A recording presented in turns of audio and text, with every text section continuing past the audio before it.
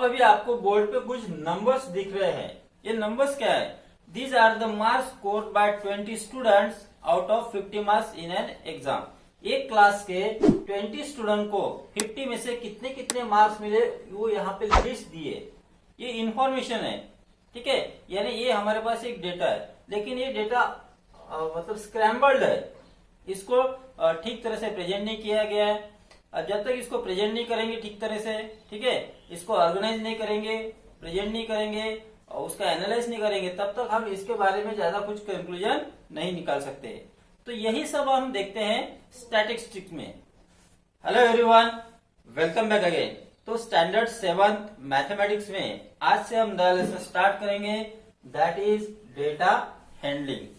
अब data handling क्या होता है? एक्चुअली डेटा क्या होता है आपको पता है? स्टैटिस्टिक्स में क्या होता है कि ये स्टैटिस्टिक्स मैथमेटिक्स की ऐसी एक ब्रांच है जिसमें कलेक्शन, ऑर्गेनाइजेशन या प्रेजेंटेशन और एनालिसिस, उसका सब डेटा का जो एनालिसिस है, मतलब जो इंफॉर्मेशन है उसका कलेक्शन करना, उस इंफॉर्मेशन को ऑर्गेनाइज करना और ऑर्गेनाइज करने के बाद उसका प्रेजेंटेशन करना और प्रेजेंटेशन करने के बाद उस डेटा को एनालाइज करना। एनालाइज कैसे करना है? एनालाइज करने के बाद एक उस डेटा के बेसिस के ऊपर एक वैलिड कंक्लूजन निकालना फॉर अ रीजनेबल डिसीजन। तो ये जो सब चीजें होती है वो एनालिसिस के बेसिस पर होती है। So this is the statistics. तो इस लिस्ट में जो न्यूमेरिकल फिगर्स है, that numerical figures are known as observations, and ऐसे ऑब्जर्वेशन जो न्यूमेरिकल फिगर में होते हैं दैट इज कॉल्ड डेटा। तो ये हो गया डेटा, ओके। अब डेटा दो तरीके से होता है। Number 1 is primary data and number 2 is secondary data. अब प्राइमरी डेटा क्या होता है? प्राइमरी डेटा एक ऐसा डेटा होता है जो इन्वेस्टिगेटर खुद उसको तैयार करता है, ठीक है, उसके लिए खुद वो इन्वेस्टिगेट करता है इंफॉर्मेशन को, और ये जो डेटा है वो रिलेवेंट होता है, उस पर हम भरोसा कर सकते हैं, ठीक है, क्योंकि वो एक्चुअली ग्राउंड फील्ड पे तैयार किया हुआ डेटा रहता है। अब लेकिन इस तरह के डेटा को, प्राइमरी डेटा को बनाने के लिए बहुत मेहनत लगती है, इसमें बहुत टाइम जाता है। अब देखते हैं हम सेकेंडरी डेटा क्या होता है। यूजर सेकेंडरी डेटा को खुद तैयार नहीं करता है, किसी और ने तैयार किया हुआ डेटा को यूज करने वाला, उसको हम कहते हैं सेकेंडरी डेटा। अब सेकेंडरी डेटा के सोर्सेस या तो पब्लिश भी हो सकते हैं या फिर अनपब्लिश भी हो सकते हैं। So these are the two types of data, one is primary data and second is secondary data. तो जो ओरिजिनल फॉर्म में हमें डेटा मिलता है उस डेटा को हम कहते हैं रॉ डेटा। अब रॉ डेटा को उसके जो सलाइन फीचर्स है उसकी स्टडीज करने के लिए अकॉर्डिंग टू ग्रुप्स या फिर उसके क्लासेस के हिसाब से उसको डिवाइड किया जाता है। तो उसको हम अरेंज इस तरह से करते हैं, एक तो उसको असेंडिंग ऑर्डर में अरेंज करेंगे या डिसेंडिंग ऑर्डर में, क्योंकि जो डेटा है वो न्यूमेरिकल फिगर में है, मतलब जो इंफॉर्मेशन है that is in numerical figure, जिसको हम ऑब्जर्वेशन कहते हैं। और ऑब्जर्वेशन को हम इस तरह से, न्यूमेरिकल फिगर को इस तरह से हम या तो असेंडिंग ऑर्डर में अरेंज करेंगे या फिर डिसेंडिंग ऑर्डर में। तो उसको हम कहेंगे प्रेजेंटेशन ऑफ डेटा। तो जब भी हम रॉ डेटा को, ये रॉ डेटा है, इस रॉ डेटा को या असेंडिंग या डिसेंडिंग ऑर्डर में हम अरेंज करते हैं तो उसे हम कहते हैं एरे, ARREY, ओके। जैसे यहाँ पे ये जो हमारा डेटा है, इस डेटा को यहाँ पे मैंने अरेंज किया है असेंडिंग ऑर्डर में। अब ये जो नंबर ऑफ ऑब्जर्वेशन है, यहाँ पे 20 स्टूडेंट का स्कोर दिया था, यहाँ पर भी 20 स्टूडेंट का है। मतलब असेंडिंग ऑर्डर में अरेंज करते समय कोई ऑब्जर्वेशन अगर 2 टाइम्स है तो उसको 2 टाइम्स हमें लिखना है, ठीक है। जैसे 31 को 2 टाइम्स लिखा या 32 को 2 टाइम्स लिखा या 35 को 5 टाइम्स लिखा है हमने, और यहाँ पे आप देखो 42 को 4 टाइम्स लिखा है। यानी जो रिपीटेशन होता है ऑब्जर्वेशन का, तो असेंडिंग और डिसेंडिंग में अरेंज करते समय हमें उसको एज इट इज रखना है। यानी जो नंबर ऑफ ऑब्जर्वेशन है रॉ डेटा में और अरेंज करने के बाद जो डेटा है उसमें जो नंबर ऑफ ऑब्जर्वेशन है वो सेम होनी चाहिए। सो this is in array form.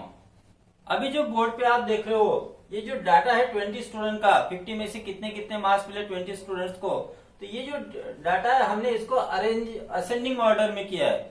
आप इसको चाहे तो डिसेंडिंग ऑर्डर में भी अरेंज करते हो, फ्रॉम राइट टू लेफ्ट इसको लिखते जाओ। तो ये हो गया एरे फॉर्म, ARRAY, ठीक है, ये हो गया एरे फॉर्म ऑफ डाटा। अब इस डाटा को अगर कोई बड़ा डाटा तो उसको अरेंज करना असेंडिंग या डिसेंडिंग में बहुत टेडियस वर्क है। तो हम क्या करते हैं, ऐसे डेटा को टेबुलर फॉर्म में अरेंज करते हैं। टेबुलर फॉर्म है उसका एक टेबल बनाते हैं। अब ये देखो यहाँ पे 20 स्टूडेंट के मार्क्स है, ठीक है, तो हमने पहले तो लिख लिया मार्क। अब कितने स्टूडेंट सेम मार्क्स वाले हैं वो हो जाएंगे उसके टेली मार्क्स, और यहाँ पे आ जाएगा फिर नंबर ऑफ स्टूडेंट। तो टेबुलर फॉर्म को हमने अरेंज किया है मार्क, टैली मार्क और नंबर ऑफ स्टूडेंट्स में। अब सबसे पहले देखो कि 20 मार्क्स वाले कितने स्टूडेंट हैं। तो 20 मार्क्स वाला सिर्फ एक स्टूडेंट है, इसलिए हमने यहाँ पे इस तरह से एक टैली मार्क दी। तो ये टैली मार्क एक्चुअली एक वर्टिकल लाइन होती है। फिर नंबर ऑफ स्टूडेंट कितने हो गए, 20 मार्क्स का एक ही स्टूडेंट है, तो इसलिए नंबर ऑफ स्टूडेंट यहाँ पे हो गया 1। अब उसके बाद है 26 मार्क्स वाले स्टूडेंट। 26 मार्क्स वाला भी एक ही स्टूडेंट है, तो यहाँ पे एक टैली मार्क आ गई और यहाँ पे हो गया नंबर ऑफ स्टूडेंट 1।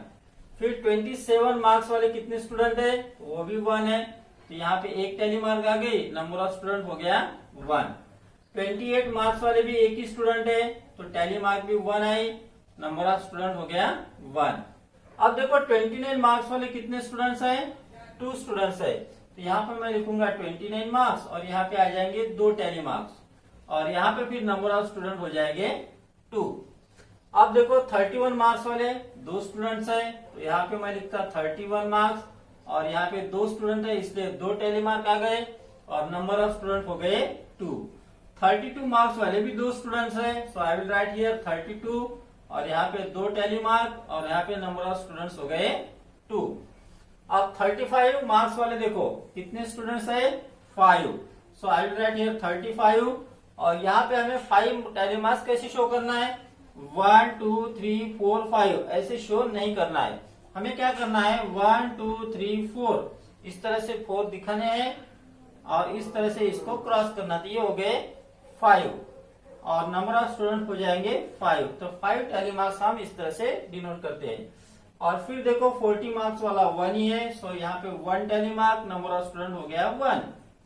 42 मार्क्स वाले 4 स्टूडेंट्स है, so I will write here 42 and here will be 1 2 3 4 tally marks and here will be number 4।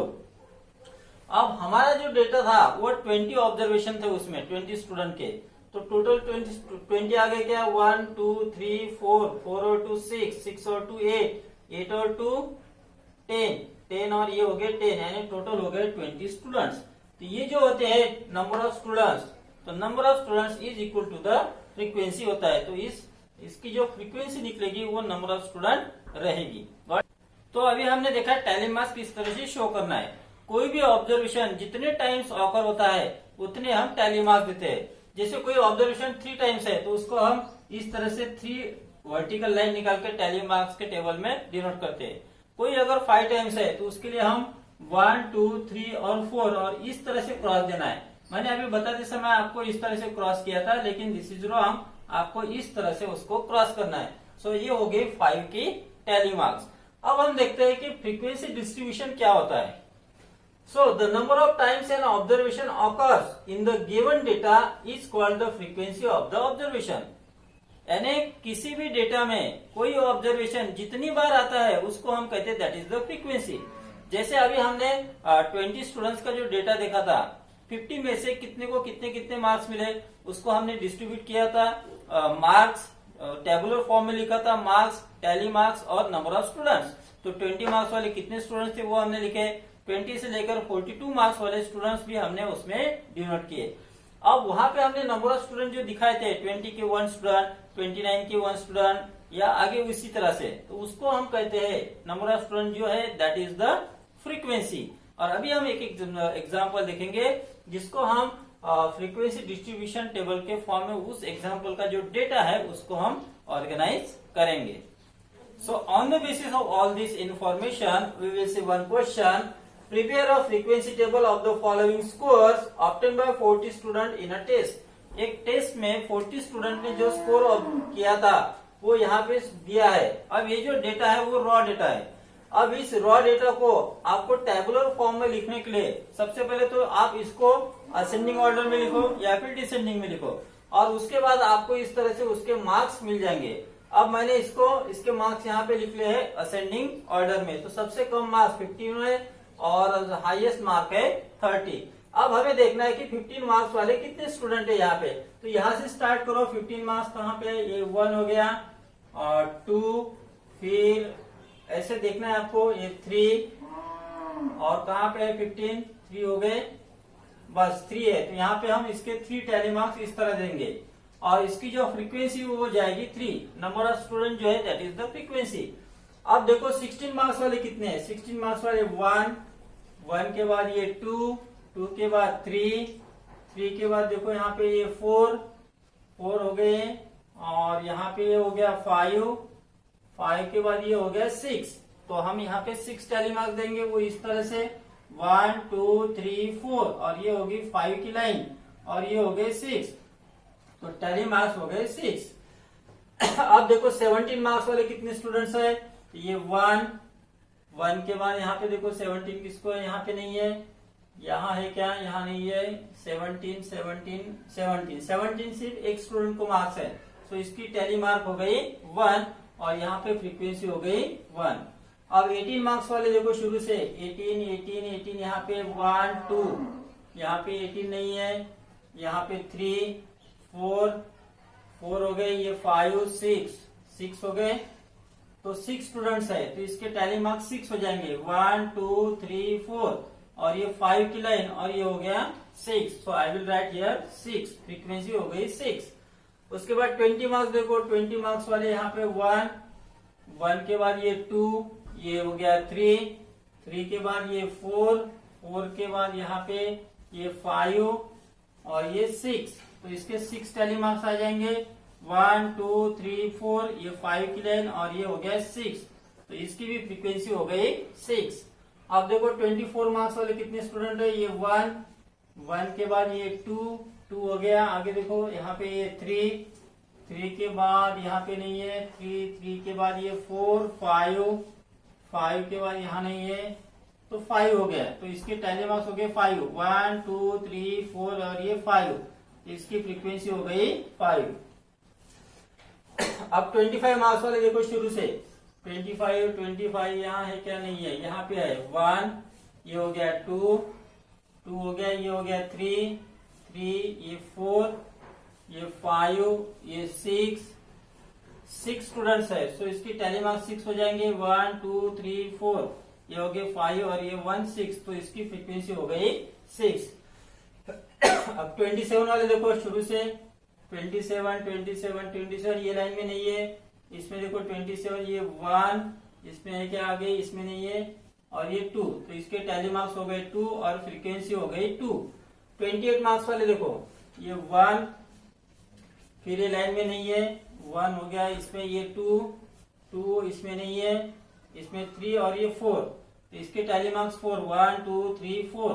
तो इसके हो गए 4। अब बचे हुए 30 वाले। तो ये 1 है, इस लाइन में कोई नहीं बचा, इस लाइन में नहीं है और इसमें भी नहीं है। तो इसके टैली मार्क्स 1 और यह फ्रीक्वेंसी हो गई 1। अब ये जो फ्रीक्वेंसी है इसकी अगर एडिशन करोगे तो टोटल नंबर ऑफ स्टूडेंट मिलने चाहिए। 3 + 6 9 + 1 10 10 + 6 16 16 + 6 22 + 5 27 + 6 33 + 2 35 और ये 5 हो गया 40। तो नंबर ऑफ स्टूडेंट 40 है, यानी इसकी फ्रीक्वेंसी हो गई 40। तो इसको हम कहते हैं फ्रीक्वेंसी टेबल इस तरह से बनाना। What is